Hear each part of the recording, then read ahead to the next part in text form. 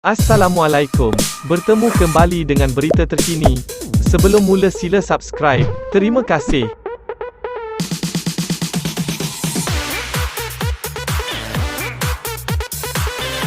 Tan Sri Muhyiddin Yassin mendakwa Datuk Seri Dr. Ahmad Zahid Hamidi telah menunjukkan sejumlah fail yang banyak berkaitan kes jenayahnya dan meminta bantuan beliau untuk campur tangan dalam prosiding mahkamah.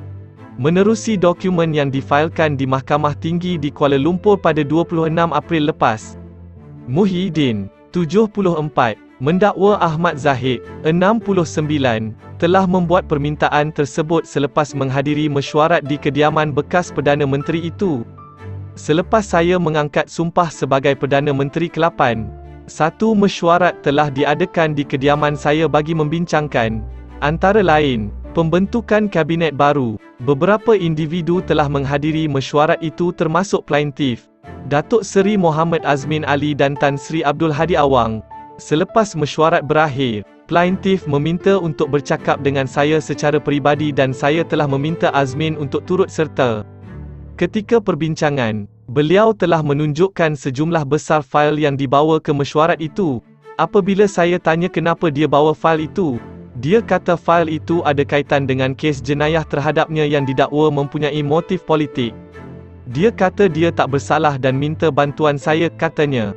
Beliau berkata demikian menerusi afidavit jawapan terhadap permohonan injunksi yang difailkan oleh Ahmad Zahid dalam saman fitnah berhubung dakwaan bahawa bekas timbalan Perdana Menteri itu telah meminta bantuan Muhyiddin untuk menyelesaikan atau menangguhkan kes mahkamahnya.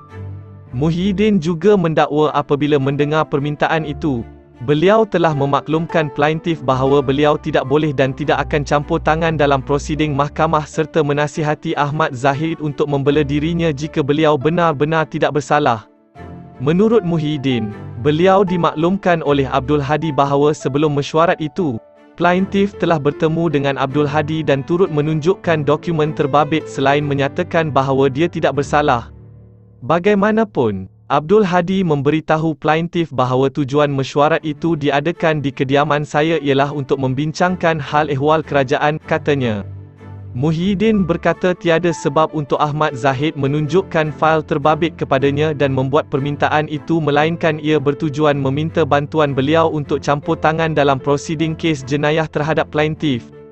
Muhyiddin turut menafikan bahawa kenyataan yang dibuatnya semasa kempen pilihan raya negeri Johor ke-15 di Mersing iaitu di Pekarangan Pusat Pembelajaran Sentuhan Kasih Felda Tenggaruh 3 pada 16 Februari lepas adalah palsu atau berbaur fitnah atau mempunyai niat jahat.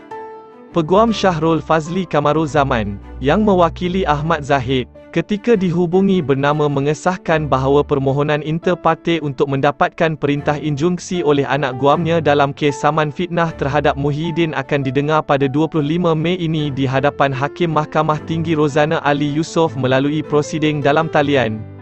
Menerusi saman yang difailkan pada 4 April lepas, Ahli Parlimen Bagan Datuk itu memohon perintah injunksi secara ex parte supaya Muhyiddin atau wakilnya menarik balik kenyataan fitnah tersebut atau kenyataan fitnah serupa terhadapnya.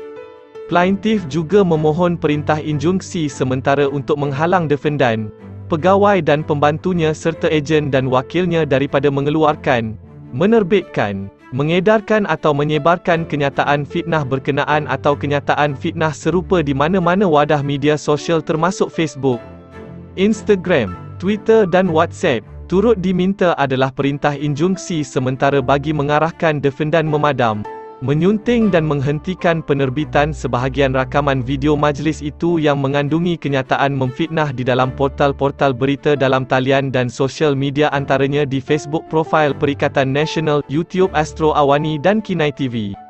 Selain itu, plaintiff memohon perintah injunksi sementara mengarahkan defendan menulis kepada mana-mana penerbit, penyunting, pengendali dan pemilik portal-portal berita dalam talian atau platform media sosial yang menerbitkan kenyataan fitnah itu supaya memadamkan dan menghentikan penerbitan kenyataan fitnah berkenaan. Ahmad Zahid mendakwa kenyataan fitnah itu antara lain membawa maksud beliau menggunakan jalan pintas untuk menyelesai dan menangguhkan perbicaraan kes jenayahnya yang masih berjalan, meminta pertolongan Muhyiddin untuk mencampuri urusan perbicaraan kes terbabit, mencampuri sistem kehakiman, mengarahkan pembubaran Dewan Undangan Negeri Johor dan bukan pemimpin yang patut dihormati. Diteladani serta disegani, Ahmad Zahid menegaskan kenyataan-kenyataan fitnah itu adalah palsu, bertujuan untuk menjatuhkan reputasi dan nama baiknya. Ahmad Zahid juga mendakwa kenyataan fitnah berkenaan dikeluarkan oleh defendan selepas pengumuman Suruhanjaya Pilihan Raya SPR berkenaan PRN Johor. Oleh itu, plaintif menuntut ganti rugi ganti rugi teruk dan teladan, faedah, serta perintah mengarahkan defendan menerbitkan permohonan maaf yang tidak bersyarat secara bertulis di surat khabar yang akan ditentukan oleh plaintif selain menuntut kos dan lain-lain perintah yang difikirkan sesuai oleh mahkamah. Terima kasih kerana menonton.